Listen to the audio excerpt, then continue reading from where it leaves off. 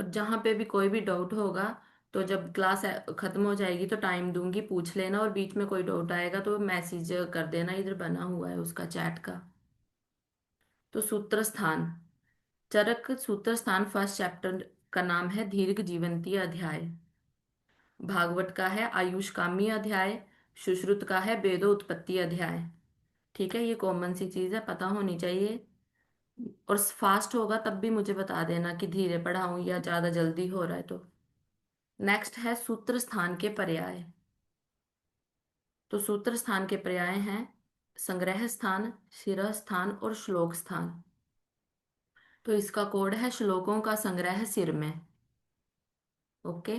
तो हम ऐसे बोलते हैं कि श्लोकों को बाय हार्ट याद करना चाहिए, बट इधर श्लोकों को हम बाय ब्रेन याद कर रहे हैं, तो श्लोकों का संग्रह सिर से ऐसे याद कर लेना। और एग्जैक्ट याद करना, इससे क्वेश्चन आता है। अ, अभी इसी में ही आ जाएगा। चिकित्सा स्थान के पर्याय आ जाएंगे कि किस किस नाम से बोलते हैं, विमान स्थान को किस किस नाम से बोलते हैं, आगे लिख रखा है। तो श्लोकों का संग्रह सिर में। चरक सूत्र स्थान 30 चैप्टर, सुश्रु सूत्र स्थान 46 चैप्टर, अष्टांग संग्रह 40 चैप्टर, अष्टांग हृदय 30 चैप्टर। ओके, अब सूत्र स्थान से रिलेटेड नॉर्मल हमारी इसमें डिस्कशन होगी। अब हम कर रहे हैं चरक का सूत्र स्थान दीर्घ जीवितीय अध्याय। तो उसमें जो सबसे पहली लाइन आती है, अथा तो दीर्घ जीवंतीय अध्यायम व्याख्या श्यामः। तो इसमें आचार्य चक्रपाणि ने इस लाइन में टोटल 8 पदों का वर्णन किया है, ये पता होना चाहिए। वो आपको ये श्लोक लिख के दे देंगे और पूछेंगे कि इसमें जो है वो कितने पदों का वर्णन है। और ये भी पूछेंगे कि चरक का है कि चक्रपाणि का। तो ध्यान रखना, ये चक्रपाणि ने बताया है उनकी टीका पे। उसके बाद है श्रेष्ठतम स्थान। श्रेष्ठतम स्थान हमें क्यों पता होने चाहिए कि किस स्थान का कौन सा आचार्य श्रेष्ठ है। क्योंकि मान लो एक बार क्वेश्चन आया था एएमओ के एग्जाम में कि दो हृदय काल जो है वो कितने माह का बताया गया है। उसमें आचार्य मेंशन नहीं था कि चरक का है कि सुश्रुत का है। उसमें अब हमने कैसे आंसर लगाना था, अगर हमें पता है। जैसे इधर लिखा है सूत्र स्थान में भागवत श्रेष्ठ है, चिकित्सा स्थान में चरक श्रेष्ठ है, शारीर स्थान में सुश्रुत श्रेष्ठ है। अब ये जो गर्भ वाला मासानुमासिक है वो शरीर स्थान में मेंशन है, तो शारीर स्थान में सुश्रुत जी श्रेष्ठ हैं। तो वहां पे किसका आंसर लगना था, आचार्य सुश्रुत का, कि 4 माह में उन्होंने जो है वो दो हृदय बताया गया है। ठीक है, तो अब देखेंगे। सूत्र स्थान में भागवत श्रेष्ठ हैं, चिकित्सा स्थान में चरक श्रेष्ठ है, शारीर स्थान में सुश्रुत श्रेष्ठ है, और निदान स्थान में माधव श्रेष्ठ है। उसके बाद है हमारा, इधर इन्होंने लिखा है, अब भागवत भी हमारे वृद्ध भागवत है और लघु भागवत है। ठीक है, ये रस भागवत इन्होंने रस रत्न समुच्चय का भी लिख दिया है सेंचुरी याद करने के लिए। वृद्ध भागवत जिसको हम अष्टांग संग्रह भी कहते हैं, लघु भागवत जिनको हम अष्टांग हृदय कहते हैं, और यह है रस भागवत जो रस रत्न समुच्चय के लेखक हैं। तो इनकी सेंचुरी भी इम्पोर्टेंट है। कैसे याद रखोगे, 6 7, और फिर 6 + 7 कितने हो जाएंगे हमारे 13। सीक्वेंस में याद रखना ना, पहले बड़े लोग आए फिर छोटे लोग आएंगे, और फिर उसके बाद जो है वो रस भागवत।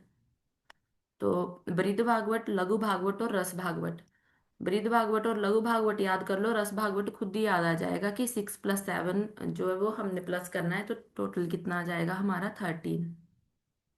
ठीक है, और इनके पिता का नाम लिखा है सिंह गुप्त। अब इसमें कुछ ऐड कर लेना कि शिवदास सेन ने तत्व बोधनी टीका लिखी है रस रतन समुच्चय पर। और जो एक्स्ट्रा लिखा रही हूँ वो ऐड कर लेना कि जब भी आप रिवीजन करो अपने नोट्स में से, तो जब जैसे ये हमारा चरक सूत्र स्थान चला है, तो साथ में कुछ रस की कंपैरिजन भी आ जाएंगे, कुछ भागवत के कंपैरिजन भी आ जाएंगे, कुछ सुश्रुत के कंपैरिजन भी आ जाएंगे। ये आपको फायदा देगा जब हम इन फ्यूचर सुश्रुत संहिता पढ़ेंगे, भागवत पढ़ेंगे, या रस शास्त्र पढ़ेंगे। ओके। तो क्या लिखना है इसमें, शिवदास सेन ने कौन सी टीका लिखी है रस रत्न समुच्चय पर, तत्व बोधिनी। ओके, साथ में लिखना है। और नोट्स जब मिलेंगे तो इनको फोटोकॉपी करा लेना, ग्रुप में डल जाएंगे ये आपकी पेमेंट होने के बाद। तत्व बोधिनी। और शिवदास सेन ने तत्व बोध टीका लिखी है अष्टांग हृदय पर। तत्व बोधिनी। ओके। और दूसरी कौन सी है, तत्व बोध, बस इधर तक लिख देना तत्व बोध। शिवदास सेन ने तत्व बोध टीका लिखी है अष्टांग हृदय पर। और ये ध्यान रखना, सिर्फ और सिर्फ उत्तर तंत्र पर ही लिखी है। अष्टांग हृदय के सिर्फ और सिर्फ उत्तर तंत्र पर ही शिवदास सेन ने तत्व बोध टीका लिखी है।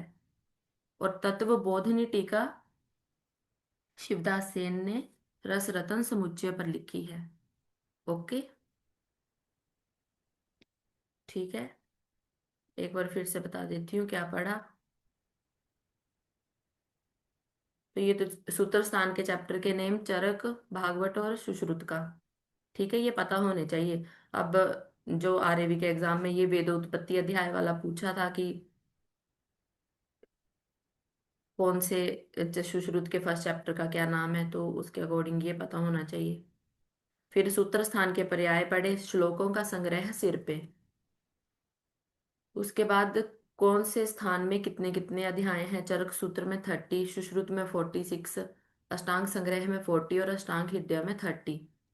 ठीक है। और अथातो दीर्घ जीवितीय व्याख्या श्यामः, इसमें कितने पदों का वर्णन है, अकॉर्डिंग टू आचार्य चक्रपाणि 8 पदों का वर्णन है।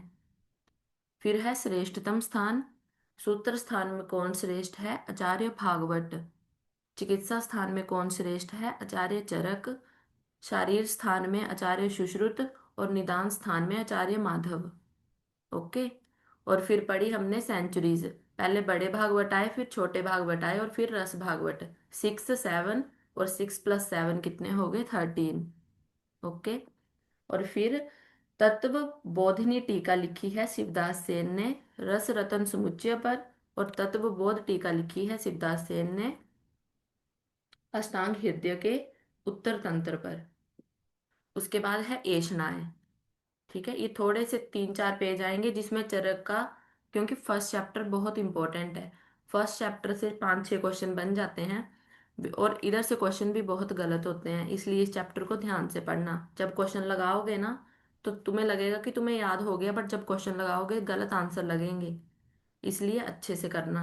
ये कुछ विमर्श की चीजें हैं तो ये आगे पढ़ने को मिलेंगी, बट हम अभी इधर इनको कर लेंगे। उसके बाद है एषणाएं। तो अकॉर्डिंग टू आचार्य चरक के सूत्र स्थान 11 में हमें त्रिएषणीय जो अध्याय है उसमें 3 तरह की एषणाएं देखने को मिलेंगी, प्राणेषणा, धनेषणा और परलोकेषणा। ओके। प्राणेषणा, धनेषणा, परलोकेषणा। आचार्य भेल की कितनी एषणाएं हैं, प्राणेषणा, धनेषणा और धर्मेषणा। उनकी चरक की थी परलोकेषणा, और आचार्य भेल की क्या है, धर्मेषणा। मतलब एक एषणा उनकी चेंज है। तो ये क्वेश्चन ऐसे बनेंगे, आचार्य भेल ने निम्न में से कौन सी एषणा का वर्णन नहीं किया, तो वो प्राण, धन, परलोक और धर्म लिखेंगे। अब जिसने भेल नहीं पढ़ा होगा, कंपेयर करके नहीं पढ़ा होगा, तो उसको तो यही याद रहेगा चरक का, प्राण, धन और परलोक। तो इसको पकड़ लेना वर्ड को, कि आचार्य चरक ने परलोकेशना बोली है, आचार्य भेल ने धर्मेशना बोली है। उसके बाद है उपनिषद। उपनिषद ने भी 3 तरह की एषणाएं बोली हैं, वित्त, पुत्र और लोक। ओके। उपनिषद की एषणाएं हैं 3, वित्त, पुत्र और लोक। तो अब एषणा से रिलेटेड जो भी क्वेश्चन बनेगा वो सब इधर तुम्हें मिल गया है, इसके अलावा एषणाएं किसी ने बोली नहीं है। आचार्य चरक उपनिषद उपनिषद के अकॉर्डिंग और भेल के अकॉर्डिंग इधर वर्णन है उनका। उसके बाद है त्रिस्कंद या त्रिसूत्र, जो क्या है, हेतु, लिंग और औषध। ठीक है, त्रिस्कंद या त्रिसूत्र, हेतु, लिंग या औषध। उसमें से जो है वो लिंग को श्रेष्ठ माना जाता है। ओके। ये है त्रिस्कंद। और फिर आएगा स्कंद त्रय। डिफरेंस है दोनों में, एक है त्रिस्कंद और एक है स्कंद त्रय। त्रिस्कंधता हेतु लिंग औषध, स्कंद त्रय है हेतु दोष द्रव्य। ठीक है, एग्जैक्ट याद करना इसको, गलती नहीं होनी चाहिए। त्रिस्कंद हेतु लिंग औषध और स्कंद त्रय हेतु दोष द्रव्य। उसके बाद है त्रिदंड या त्रिलोक भी बोलते हैं इसे, या त्रिपुमान भी बोलते हैं इसे। तो क्या क्या है? सत्व, आत्मा और शरीर। ऐसे ऐसे सत्व, आत्मा, शरीर, ऐसे याद रख लेना कि सांस जो है वो दंड देती है। ठीक है, सांस क्या करती है? दंड देती है। तो सत्व, आत्मा और शरीर। अब जब त्रिदंड तुम याद कर रहे हो, ये तो तुम्हें दंड से याद रह जाएगा कि सांस ने दंड दिया था, बट इसको त्रिलोक भी बोलते हैं और त्रिपुमान भी बोलते हैं, ये ध्यान रखना। नेक्स्ट है विविध बौद्ध संग्रह। चरक सूत्र 18 चैप्टर में इसका वर्णन है। रोग प्रकृति, समुत्थान और अधिष्ठान। ठीक है, इसको ऐसे याद रखना, बोध कहते हैं पास आ, पास आ। पो से आ जाएगा प्रकृति, मतलब जो रोग प्रकृति है। सो से समुत्थान, ओ से अधिष्ठान। बोध ने क्या कहा कि पास आओ। ठीक है, पास आ, रोग प्रकृति, समुत्थान और अधिष्ठान। ओके, त्रिविध बोध संग्रह कहते हैं इसको। ठीक है, उसके बाद है, ये पेज भी हो गया हमारा। अब इस पेज में देख लो एक बार, एशनाएं थी इस पेज में। चरक के अकॉर्डिंग पढ़ी प्राण धन और परलोक, भेल के अकॉर्डिंग पढ़ी प्राण धन और धर्म। फोकस किस पे रखना है? हाईलाइट कर लिया करो इस चीज को, कि क्योंकि जब आप रिवीजन करोगे एग्जाम से पहले, तो हाईलाइटेड जो पॉइंट होंगे पहला फोकस उन पे जाना चाहिए। क्योंकि रिवीजन पे एक एक चीज तो पढ़ना पॉसिबल नहीं होता, उसमें जो हाईलाइटेड चीजें हैं वो पढ़ी जाती हैं। तो प्राण धन और परलोक, और भेल की क्या है? प्राण धन और धर्म। उपनिषद की है वित्त पुत्र और लोक। उसके बाद हमने पढ़ा त्रिस्कंद या त्रिसूत्र, जो कि है हेतु लिंग और औषध। उसमें से श्रेष्ठ कौन है? हमारा लिंग श्रेष्ठ है। उसके बाद है स्कंद त्रय, हेतु दोष और द्रव्य। ओके, नेक्स्ट है त्रिविध बोध संग्रह। तो बोध क्या कहते हैं? पास आ, रोग प्रकृति, समुत्थान और अधिष्ठान। और कहाँ पे वर्णन है इसका त्रिविध बोध संग्रह का? चरक सूत्र 18 नंबर के चैप्टर में। ये अभी हमारा ओवरव्यू चला है। पता होना चाहिए कि किस स्थान चैप्टर में हमें क्या क्या देखने को मिलेगा, और ये विमर्श की चीजें हैं इसलिए ये पहले चैप्टर के साथ दी गई हैं। उसके बाद है त्रिविध ज्ञान संग्रह, त्रिविध रोग विशेष विज्ञान और प्रमाण। अब प्रमाण तो सभी को पता रहता है, प्रत्यक्ष, अनुमान, आप्तोपदेश। बट अगर उन्होंने पूछ लिया त्रिविध ज्ञान संग्रह क्या है, त्रिविध रोग विशेष विज्ञान क्या है, फिर आंसर नहीं लगा पाओगे। तो इसके साथ में सिनोनिम भी पता होने चाहिए, इसको और किस किस नाम से हम जानते हैं। त्रिविध ज्ञान संग्रह, त्रिविध रोग संग्रह, सॉरी, त्रिविध रोग विशेष विज्ञान और प्रमाण। ओके, क्या है ये? प्रत्यक्ष, अनुमान और आप्तोपदेश। ठीक है, और याद रखना इसको, एग्जाम कभी भी टफ नहीं आएगा। अब जैसे इधर प्रमाण है, वो वर्ड उधर यूज कर देंगे त्रिविध ज्ञान संग्रह बताओ, तो उधर अगर पता नहीं होगा, आंसर तो सिंपल था, बट इसके साथ वाली चीजें आपको पता होंगी तो फिर आंसर लगा पाओगे ना आराम से। तो प्रमाण, त्रिविध ज्ञान संग्रह, त्रिविध रोग विशेष विज्ञान, ये किसके लिए कहा गया है? प्रत्यक्ष,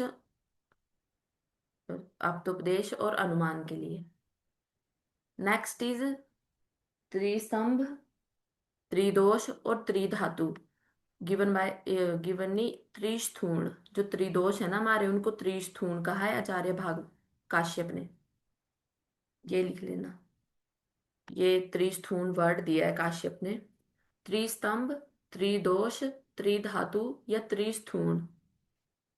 तो ये किसके लिए कहा गया है? वात पित्त कफ के लिए। अब इधर त्रिधातु लिखा है, तो धातुएं तो सात होती हैं, बट ये वो वाली धातुएं नहीं, ये त्रिधातु वर्ड आया है वात पित्त कफ के लिए। पता चला कि उन्होंने त्रिधातु बोला और रस रक्त मांस लगा के आ गए।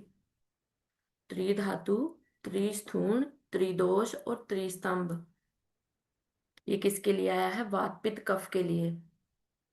और जब इन फ्यूचर मैं पारिक पढ़ाऊंगी तो उसमें आपसे पूछूंगी, क्योंकि उधर सारा नहीं लिखा हुआ डिटेल में कि इनके लिए बाकी क्या क्या हम यूज कर सकते हैं, तब आप मुझे बताओगे। उसके बाद है हमारा त्रय उपस्तंभ। तो त्रय उपस्तंभ आचार्य चरक और अष्टांग संग्रह और आचार्य भागवत के अकॉर्डिंग, अष्टांग हृदय के अकॉर्डिंग। आचार्य चरक ने बोला है आहार, स्वपन और ब्रह्मचर्य। ठीक है, आहार निद्रा ब्रह्मचर्य करके याद कर लेना, इतना इसका इशू नहीं होता। इशू इसमें आता है ओ ब्रह्मचर्य वाले पे।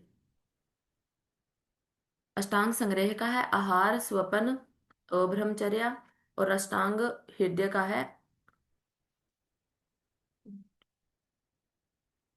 अष्टांग हृदय का है आहार, शयन। देख लेना ये वर्ड, शयन और अब्रह्मचर्य। ठीक है। त्रि उपस्तंभ तो सभी को पता है, आहार, निद्रा और ब्रह्मचर्य होता है। बट भागवत जी ने क्या बोल दिया?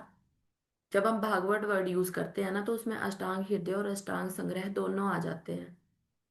तो भागवत ने क्या बोला है? अब्रह्मचर्य। इस पे फोकस करना। उसके बाद है त्रिवर्ग।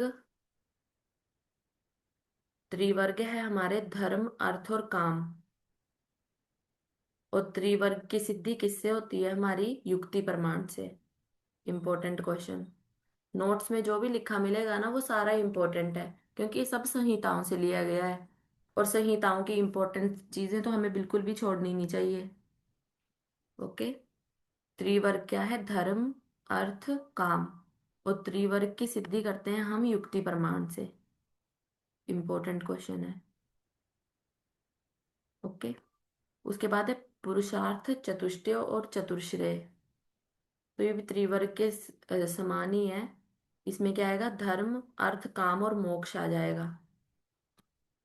ओके।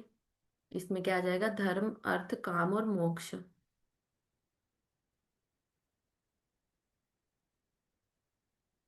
ठीक है, ये पेज भी हमारा हो गया। अब एक बार देख लेते हैं कि इस पेज में हमने क्या किया। त्रिविध ज्ञान संग्रह, त्रिविध रोग विशेष विज्ञान और प्रमाण। ओके। इसका याद करके आना, जब मैं कल क्वेश्चन पूछूंगी तो ये इनके ये वर्ड भी यूज होंगे। आप्तोपदेश, प्रत्यक्ष और अनुमान। त्रिस्तंभ, त्रिदोष, त्रिस्थूण और त्रिधातु। उसमें से जो त्रिस्थूण वर्ड है वो काश्यप ने दिया है, जो क्या है? वात, पित्त और कफ। त्रय उपस्तंभ आहार, स्वपन और ब्रह्मचर्य। उसमें से अब्रह्मचर्य किसने माना है? आचार्य भागवत ने। नेक्स्ट है त्रिवर्ग। तो त्रिवर्ग क्या होता है? धर्म, अर्थ और काम। और इसकी सिद्धि की जाती है बाय युक्ति प्रमाण से। इंपॉर्टेंट है। फिर है पुरुषार्थ, चतुष्टय और चतुर्श्रेय। धर्म, अर्थ, काम और मोक्ष। समझ में आ रहा है? ज्यादा स्पीड तो नहीं हो रहा? एक बार बता दो, यामिनी, अमृत। आ रहा है डॉक्टर साहब। ओके। हाँ ठीक जी है। मैम, बताया समझ। अगर स्पीड होगा ना तो बता देना। ठीक है। अभी आज थोड़ा ही कराऊंगी कि तुम्हारा थोड़ा ये बन जाए। एक पेज और कर लेते हैं। पेज क्या, दो तीन चीजें, उसके बाद फिर जब तुम्हें लग जाएगी, पता चल जाएगा कैसे पढ़ना है, फिर थोड़ी स्पीड करूंगी। उसके बाद है अनुबंध चतुष्टय। अनुबंध चतुष्टय क्या में क्या क्या आता है? अभिधेय, प्रयोजन, संबंध और अधिकारी। ठीक है। इसका कोड लिख लो। अभी प्रयोजन के संबंध में अधिकारी से मिला। अभी नाम का कोई लड़का है। अभी प्रयोजन के संबंध में, अभी प्रयोजन के संबंध में अधिकारी से मिला। तो अभी से क्या आ जाएगा? अभिधेय। प्रयोजन से आ जाएगा प्रयोजन। प्रयोजन के संबंध में अधिकारी से मिला, संबंध और अधिकारी। ठीक है। अभी प्रयोजन के संबंध में अधिकारी से मिला। उसके बाद है हमारा चतुष्क। जो चरक संहिता के चैप्टर हैं वो चतुष्क में है ना, उनका वर्णन जो 7 चतुष्कों का वर्णन है। कौन कौन से हैं अभी आएगा उसका कोड अब आगे। ठीक है, और जो लास्ट के 2 चैप्टर होते हैं वो चतुष्क के अंडर नहीं आते, जो 29 और 30 नंबर का चैप्टर है उनको हम संग्रह द्वय बोलते हैं, संग्रह द्वय। उसके बाद है 4 प्रकार के सूत्र। तो 4 प्रकार के सूत्र, गुरु सूत्र, शिष्य सूत्र, प्रतिसंस्कृत सूत्र और एककीय सूत्र। ये जो सारा पढ़ रहे हैं ना, ये सारा चरक सूत्र में ही वर्णन है इनका। ये मत सोचना कि कहीं बाहर से पढ़ रहे हैं, कोरिलेशन करके पढ़ रहे हैं। और चरक सूत्र में ही इनका वर्णन है, और फर्स्ट इसका तो फर्स्ट चैप्टर में ही वर्णन है। और विमर्श की चीजें भी, क्योंकि विमर्श क्या होता है जो अन्य आचार्य के हमें मिलेगा जब हम कोई और संहिता पढ़ेंगे, इसलिए हम उसको इकट्ठा कर रहे हैं। 4 प्रकार के सूत्र क्या हैं? गुरु, शिष्य, प्रतिसंस्कृत और एककीय सूत्र। ओके। उसके बाद है दीर्घ तपा और आदिदेव। ये किसके लिए यूज किए गए हैं? तो धन्वंतरी के लिए ये यूज किया गया है, दीर्घ तपा और आदिदेव। उसके बाद है इंद्र उग्र गुप्ता, सॉरी इंद्र उग्र तपा। किसके लिए कहा गया है? भारद्वाज के लिए। ओके। और फिर है आयुर्वेद के आदि उपदेष्टा किसको कहा जाता है? ब्रह्मा, जो हम पढ़ते हैं ब्रह्मा समृत्वा आयुषो वेदम। ठीक है, दीर्घ तपा और आदिदेव किसके लिए कहा गया है? धन्वंतरी जी के लिए। इंद्र उग्र तपा किसके लिए कहा गया है? भारद्वाज के लिए। अब इसमें दे सकते हैं कि इंद्र के लिए कहा गया है, अश्विनी कुमारों के लिए कहा गया है, भारद्वाज के लिए कहा गया है। तो ये याद रखना इसको। उसके बाद है चरक सूत्र 1/7 में पार्श्वे हिमवत। इसमें भी मतलब कि जो इतना खास नहीं है। महर्षि गणों ने जो है वो हिमालय पर्वत में एक सुंदर भाग में एकत्रित हुए थे। पार्श्व हिमवत चरक सूत्र 1 में भी देखने को मिलेगा, चिकित्सा स्थान 1930 इन चैप्टर्स में भी देखने को मिलेगा। 19 और 30 चैप्टर है ये। उसके बाद है सांख्य शब्द चरक संहिता में टोटल कितनी बार आया है? 5 बार। सांख्य शब्द चरक संहिता में टोटल कितनी बार आया है? 5 बार। उसके बाद है नेक्स्ट इंपॉर्टेंट कुल संभाषाएं। चरक संहिता में टोटल कितनी संभाषाएं हुई हैं? 7। उसमें से चरक सूत्र में 4 हुई हैं। लिख लो, 1, 12, 25 और 26 चैप्टर में कुल संभाषाएं हुई हैं 7। अब इसमें गलती हम कहाँ पे करते हैं? चरक सूत्र 4, आपसे पूछा है उन्होंने कि चरक सूत्र में कितनी संभाषाएं हैं, तो आप लगाओगे 7 आंसर। क्योंकि हम टोटल क्या याद रखते हैं? कुल संभाषाएं चरक में 7 हैं।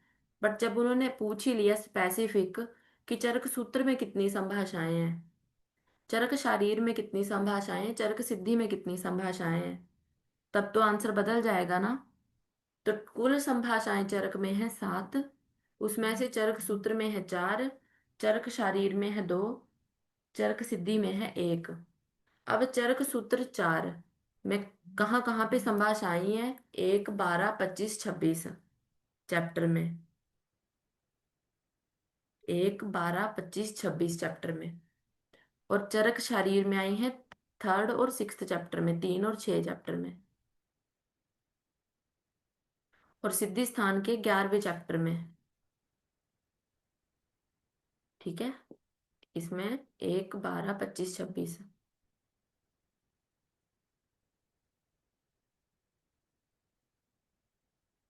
1, 12, 25, 26। और अभी तक जो भी ये इधर मैं लिख रही हूँ 1, 12, 25, 26 चैप्टर, इन चैप्टर्स के नेम पता होने चाहिए। जब पीडीएफ अभी ग्रुप में शेयर करूंगी क्लास के बाद, इसके स्क्रॉल करना थोड़ा सा 3-4 पेज के बाद, उधर पूरे सीक्वेंस में चैप्टरों के नाम दिए हैं, वो याद करने पड़ेंगे। क्योंकि अभी आगे देखो इधर आ रहा है हमारा चतुष्क। तो चैप्टर का नाम देंगे आपको कि बताओ त्रिएशनीय अध्याय या स्वेद विधि अध्याय कौन से चतुष्क के अंडर आता है। चैप्टर के नाम ही नहीं पता होंगे तो फिर चतुष्क कैसे लगाएंगे हम। ठीक है। संभाषा होगी। अब कुल महर्षियों का वर्णन है 53 चरक सूत्र फर्स्ट चैप्टर में। टोटल महर्षि कितने हैं? 53 चरक सूत्र फर्स्ट चैप्टर में। अब आया हमारा चतुष्क। चतुष्क मतलब चार चैप्टर। तो सबसे पहले जो चार चैप्टर आएंगे वो किसके अंडर आएंगे? भेषज चतुष्क के अंडर। जो तो जो हम ये पढ़ रहे हैं दीर्घ जीवनी अध्याय, ये किसके अंडर आएगा? भेषज चतुष्क के अंडर। ठीक है। पहला चतुष्क है भेषज, दूसरा है स्वास्थ्य, तीसरा है निर्देश, फिर है कल्पना चतुष्क। ठीक है। उसके बाद है हमारा रोग। इसका कोड से याद रखेंगे हम। रोग चतुष्क, योजना चतुष्क, अनपान चतुष्क और संग्रह द्वय। ये चतुष्क के अंडर नहीं आता। जो लास्ट के दो चैप्टर हैं वो किसके अंडर आते हैं? हमारे संग्रह द्वय के। तो इसका कोड लिखो पहले। भैंसनी, भैंस देखिए, भैंस भैंस वाला, भैंसनी करियो अन्न का संग्रह है। एक मिनट में लिख दूं इधर।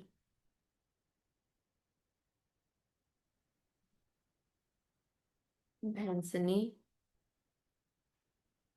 ठीक है। ये भैंस से आ गया। भैंस को क्या करते हैं? खाना खिलाते हैं ना, मतलब अन्न, वो घास, अन्न का संग्रह है। तो भैंस के लिए अन्न का हमें संग्रह करने पड़ता है। अन्न का संग्रह भैंसनी करियो।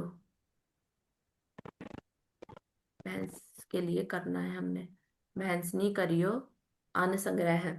तो भौ से क्या आया? पहला चतुष्क है भेषज चतुष्क, दूसरा है स्वस्थ चतुष्क, फिर है निर्देश चतुष्क, फिर है कल्पना चतुष्क, रो से रोग चतुष्क, यो से योजना चतुष्क, और फिर अनपान चतुष्क, और लास्ट में क्या है? संग्रह है, अन्न का संग्रह है, तो वो क्या आ जाएगा? संग्रह द्वय।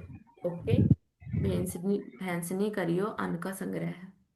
ये कोड है इसका, और कोड के साथ कोड याद रखना है इसको। पेपर में ऐसे सीक्वेंस याद करोगे तो भूल जाओगे। ओके।